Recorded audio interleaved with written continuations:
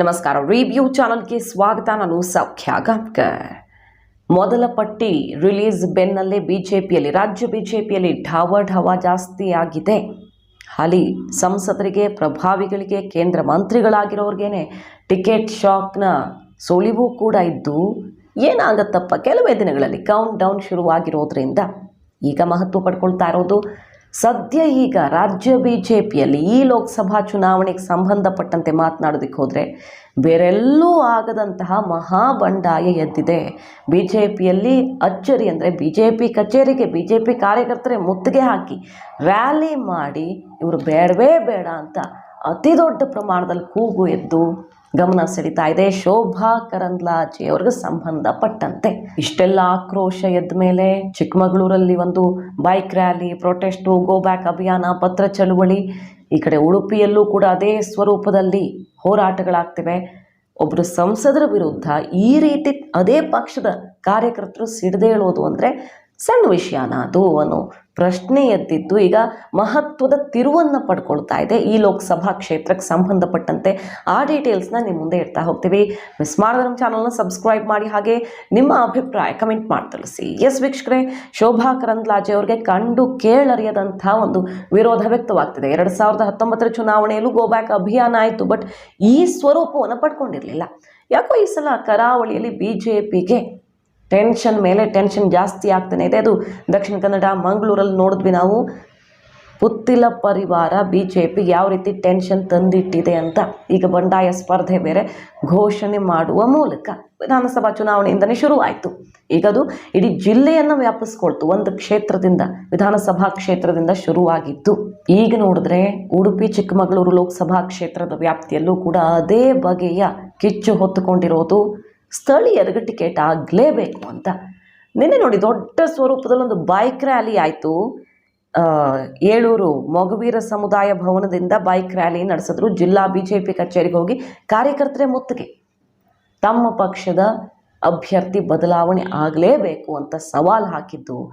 ಅಲ್ಲಿ ಯಾರೋ Mysuru MP 100 kilometre ಅದ್ಭುತವಾದ ರೋಡ್ ಮಾಡಿ ಗಮನ ಸೆಳೀತಾರೆ ಇಡೀ ರಾಜ್ಯದಲ್ಲಿ. ನಮ್ಮ MP ಗೆ 3.25 ಕಿಲೋಮೀಟರ್ ರೋಡ್ ಮಾಡಿಸೋದಕ್ಕಾಗಲಿಲ್ವಲ್ಲ. ಏಷ್ಯಾದ ನಂಬರ್ 1 ಬಂದರು, ಅತಿ ದೊಡ್ಡ ಬಂದರು ಮಲ್ಪೆಗೆ ನಮಗೆ ರೋಡ್ ಮಾಡಿಸ್ಕೊಡ್ಲಿಲ್ವಲ್ಲ. 10 ವರ್ಷಗಳಿಂದ 3.25 ಕಿಲೋಮೀಟರ್ ರೋಡ್ ಮಾಡಿಸ್ಕೊಡೋದಕ್ಕಾಗದ ಈ ಉಡುಪಿಯ ಆರ್ಥಿಕ ಆಧಾರ ಆಗಿರುವಂಥ ಮೀನುಗಾರಿಕೆಗೆ ಇಷ್ಟು ಸಣ್ಣ ಸಹಾಯ ಮಾಡೋದಕ್ಕಾಗದಂಥ MP ನಮಗೆ ಬೇಡವೇ ಬೇಡ ಅಂತ ಕೂಗು ಎದ್ದಿರೋದು. ವಿಶೇಷವಾಗಿ ಈ ಹೋರಾಟದಲ್ಲಿ ಗಮನ ಸೆಳೀತಾ ಇರೋದು ಮೀನುಗಾರರು, ಮೊಗವೇರರು, ಗಂಗಾಮತಸ್ಥರು ರೊಚ್ಚಿಗೆ ಎದ್ದಿರೋದು.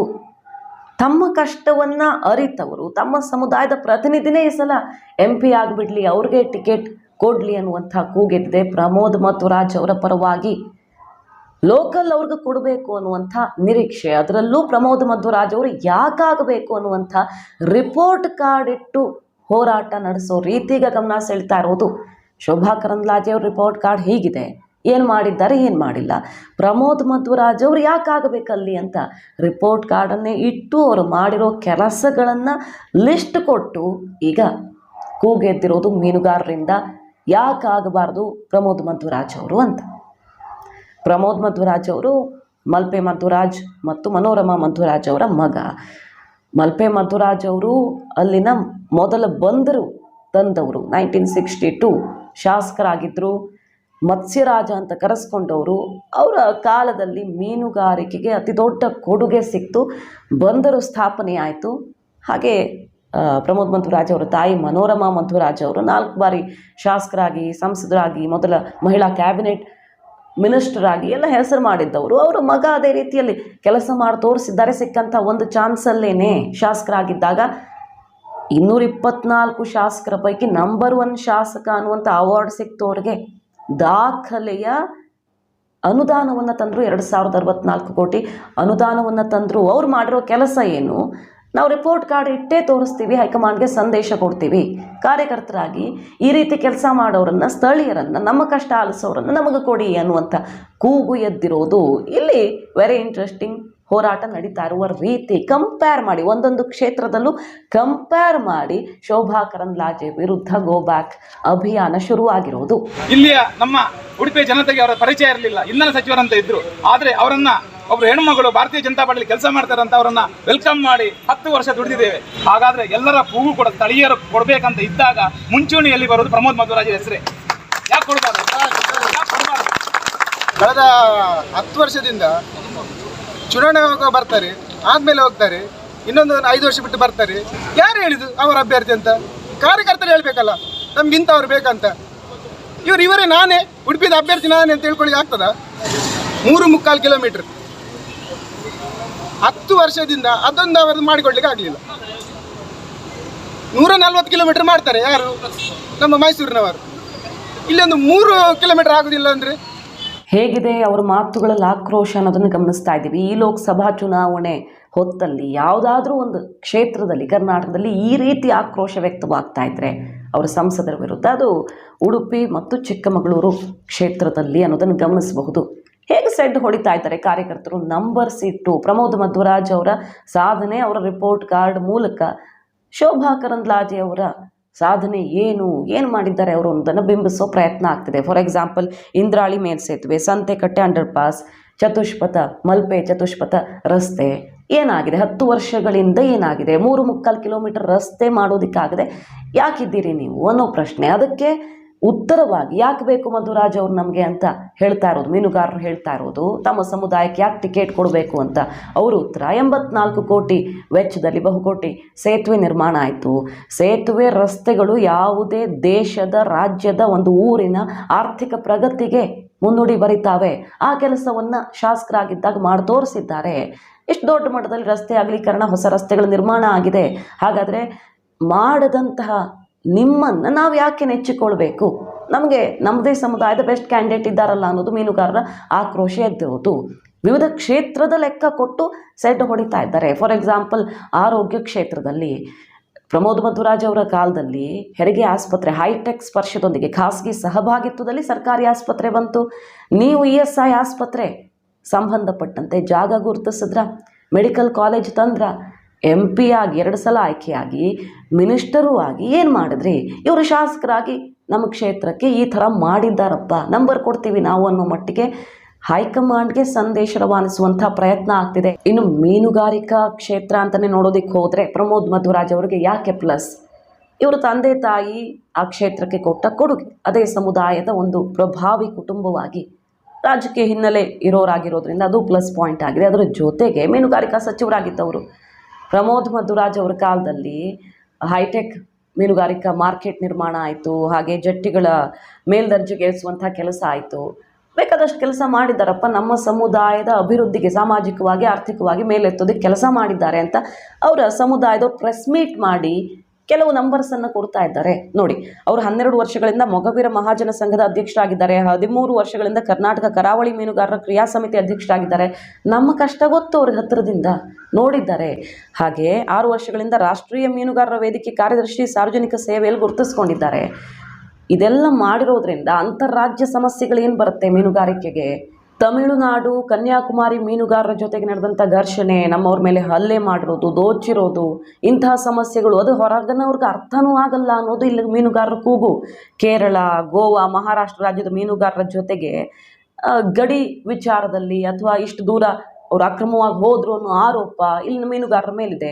ಈ ಕೇಸ್ಗಳನ್ನೆಲ್ಲ ಸಾಲ್ವ್ ಮಾಡೋದಕ್ಕೆ ಯಾರೂ ತಲೆ ಕೆಡಿಸ್ಕೊಳ್ತಾ ಇಲ್ಲ. ಸಮನ್ವಯ ಸಮಿತಿ ಆಗಬೇಕಾಗಿದೆ ಅಂತಾರಾಜ್ಯ.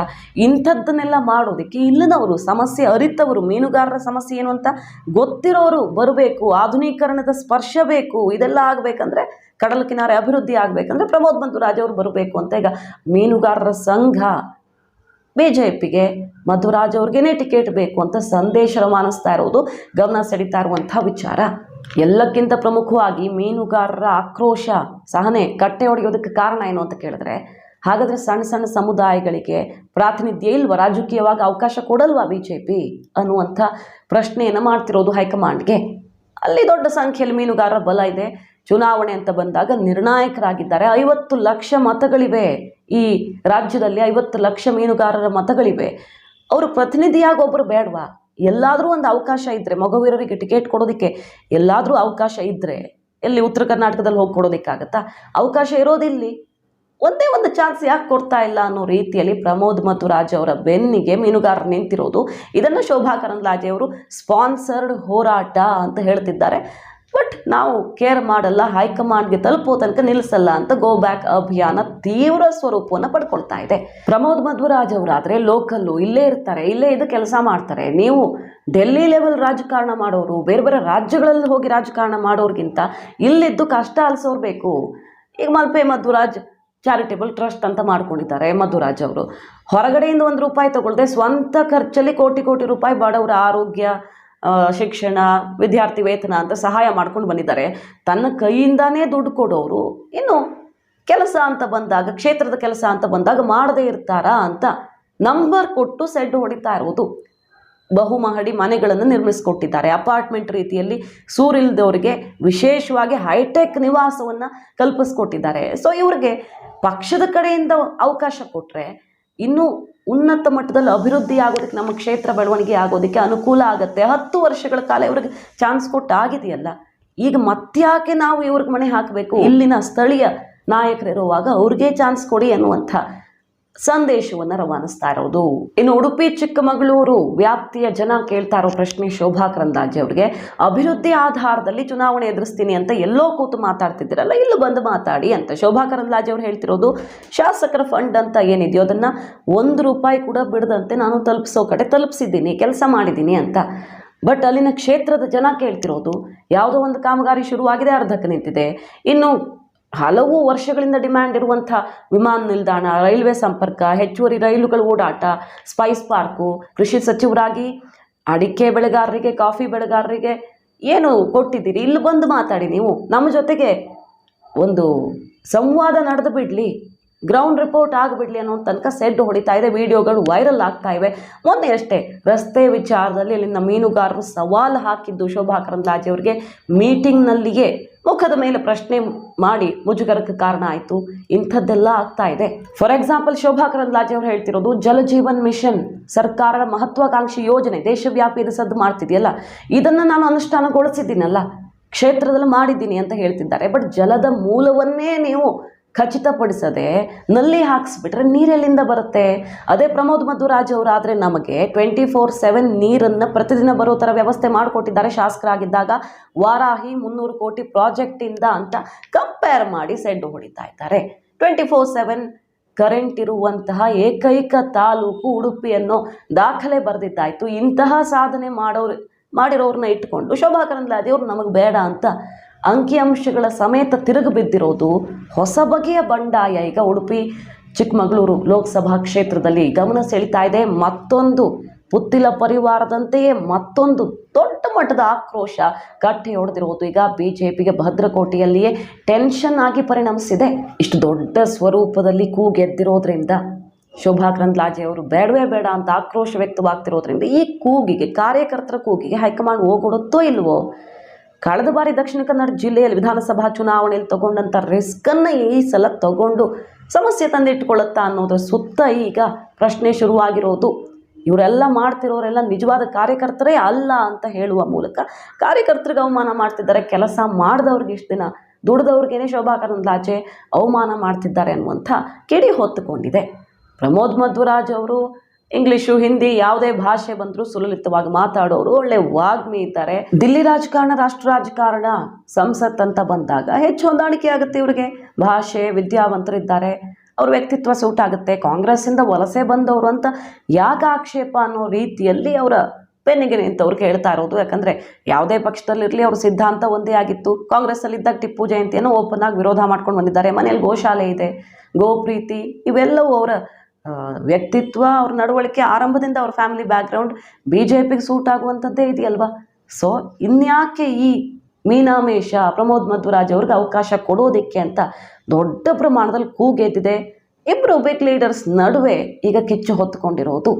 ಶೋಭಾ ಕರಂದ್ಲಾಜೆ ಅವರನ್ನು ಹೆಜ್ಜೆ ಹಿಂದಿಡುವಂತೆ ಮಾಡುವಲ್ಲಿ ಯಶಸ್ವಿಯಾಗತ್ತಾ ಅಲ್ಲಿನ ಹೋರಾಟ ಅನ್ನೋದೀಗ ಎದ್ದಿರುವ ದೊಡ್ಡ ಪ್ರಶ್ನೆ. ಶಾಸಕರಾಗಿ ಸಿಕ್ಕ ಅವಕಾಶದಲ್ಲಿ ದಾಖಲೆ ಅನುದಾನ, ಇದುವರೆಗೆ ಯಾರು ತರೋಕ್ಕಾಗದಂಥ ಅನುದಾನವನ್ನು ತಂದು ಉಡುಪಿಯನ್ನು ಅಭಿವೃದ್ಧಿ ಮಾಡಿದ್ದಾರಪ್ಪ, ಅದೇ ರೀತಿ MP ಟಿಕೆಟ್ ಕೊಟ್ಟರೆ ಅದೇ ರೀತಿಯ ಮತ್ತೊಂದು ದಾಖಲೆಯನ್ನು ಅವರು ಬರೀಬಹುದು. ನಮ್ಮ ಕ್ಷೇತ್ರಕ್ಕೆ ನಂಬರ್ 1 ಟ್ಯಾಕ್ಸ್ ಪೇಯರ್ ಇದ್ದಾರೆ, ಭ್ರಷ್ಟಾಚಾರ ಮತ್ತೊಂದು ಅಂತ ಬಂದಾಗ ಪ್ರಮೋದ್ ಮಧ್ವರಾಜ್ ಅವರು ಯಾವಾಗಲೂ ದೂರ. ಹಾಗಾಗಿ ನಮಗೆ ಅಭಿವೃದ್ಧಿಯ ಭರವಸೆ ಇದೆ ಇವ್ರಿಗೆ ಟಿಕೆಟ್ ಕೊಟ್ಟರೆ ಅಂತ ಪ್ರಮೋದ್ ಮಧ್ವರಾಜ್ ಅವರ ಪರ ಎದ್ದಿರುವ ಕೂಗು ದಿಲ್ಲಿಯನ್ನು ತಲುಪಿಸ್ತೀವಿ ಅಂತ ಈಗ ಹಠಕ್ಕೆ ಬಿದ್ದು ನಿಂತಂಗೆ ಕಾಣಿಸ್ತಾ ಇದೆ ಆ ಭಾಗದ BJP ಕಾರ್ಯಕರ್ತರು. ಬಟ್ ಶೋಭಾ ಕರಂದ್ಲಾಜೆ ಅವರು ನೋಡೇ ಬಿಡ್ತೀನಿ, ಹೈಕಮಾಂಡ್ ಎಲ್ಲ ಗೊತ್ತಿದೆ ಅಂತ ಸವಾಲು ಹಾಕ್ತಾ ಇದ್ದಾರೆ. ಮಾಹಿತಿ ನಿಮ್ಗೆ ಇಷ್ಟ ಆಗಿದ್ರೆ ಮಿಸ್ ಮಾಡಿದ್ರೆ ನಮ್ಮ ಚಾನಲ್ನ ಸಬ್ಸ್ಕ್ರೈಬ್ ಮಾಡಿ, ಹಾಗೆ ನಿಮ್ಮ ಅಭಿಪ್ರಾಯ ಕಮೆಂಟ್ ಮಾಡಿ ತಿಳಿಸಿ. Thank you.